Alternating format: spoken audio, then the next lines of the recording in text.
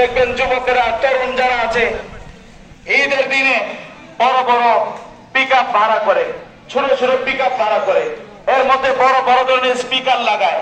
এই স্পিকার লাগায় গান বাজায়, বাদ্য দ্রব্য বাজিয়ে, বাজনা বাজিয়ে তারা বিভিন্ন অঞ্চলে ঘুরে বেড়ায়, অ্যাক্সিডেন্ট করে, ফিতনা ফাসাদ করে, নারীদেরকে, তরুণীদেরকে রাস্তাঘাটে ব্রিফিং করে, বিভিন্ন ধরনের অপকর্মের মধ্যে লিপ্ত হয়।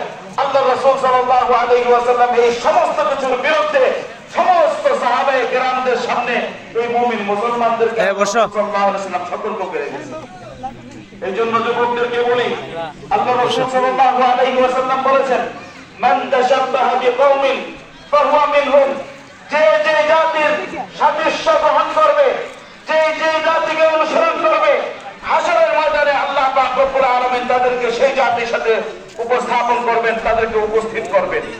এই জন্য আমরা সতর্ক থাকবো। আমরা কি চাই কাফের মুশরিকদের সাথে আমাদের হাশর হোক? কি বলেন?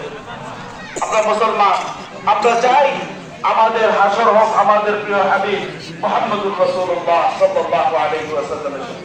সর্বশেষ কথা, আমার পূর্বে যে বক্তব্য দিয়েছেন ওনার কথা একটু যে ধরে আমি আপনাদের সামনে একটি কথা বলতে চাই, সেটি হচ্ছে আল্লাহ পাক রব্বুল আলামিন কুরআনুল কারীমের মধ্যে বলেছেন, বাশশিরিল মুনাফিকিনা বিআন্না লাহুম আযাবান আলীমা আল্লাযীনা ইয়াত্তাখিযুনাল কাফিরিনা আউলিয়াআ মিন দুনিল মুমিনিন আয়াবতাগুনা ইনদাহুমুল ইজ্জা ফাইন্নাল ইজ্জাতা লিল্লাহি জামিআ। আল্লাহ পাক রব্বুল আলামিন বলেন, ওই সমস্ত মুনাফিকদেরকে তুমি এই সুসংবাদ দাও যে তাদের জন্য রয়েছে যন্ত্রণাদায়ক শাস্তি। কাদের জন্য? কারা ওই মুনাফিক? তারা মনে করে যে তারা বিভিন্ন বিধর্মীদেরকে সম্মানের মাধ্যমে, কোন অমুসলিমকে সম্মান প্রদর্শনের মাধ্যমে, কোন ইসলামের বিদ্বেষীকে সম্মান প্রদর্শনের মাধ্যমে তারা ইজ্জত কামাইতে চায়, তারা ইজ্জত গ্রহণ করতে চায়। আল্লাহ পাক রব্বুল আলামিন সতর্ক করে দিয়েছেন।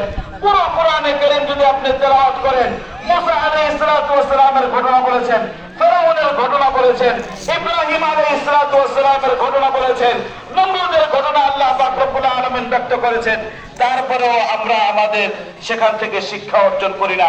আল্লাহ পাক রব্বুল আলামিন বলেন, ইজ্জত ইন্ডিয়ার হাতে ইজ্জত না, কোন বিধর্মীদের কাছে ইজ্জত না। আল্লাহ পাক রব্বুল আলামিন বলেন, ইজ্জত হলো আমার হাতে। সুবহানাল্লাহ। আমি যদি চাই তো আমি নমরুদ ইব্রাহিম আলাইহিস সালামকে আগুনে নিক্ষেপের মাধ্যমে বেইজ্জত করতে চেয়েছে। আল্লাহ পাক রব্বুল আলামিন এটাকে ইজ্জতের কারণ বানিয়ে দিয়েছেন। বলেন সুবহানাল্লাহ। আল্লাহ পাক রব্বুল আলামিন ফিরআউন বেইজ্জত করতে চেয়েছে মুসা আলাইহিস সালামকে, সকলেই কাটা পড়বে। আল্লাহ পাক রব্বুল আলামিন পানির মাঝখান দিয়ে, সমুদ্রের মাঝখান দিয়ে আল্লাহ তাআলা রাস্তার ব্যবস্থা করে দিয়েছেন। মুসা আলাইহিস সালামকে ইজ্জত দিয়ে দিয়েছেন।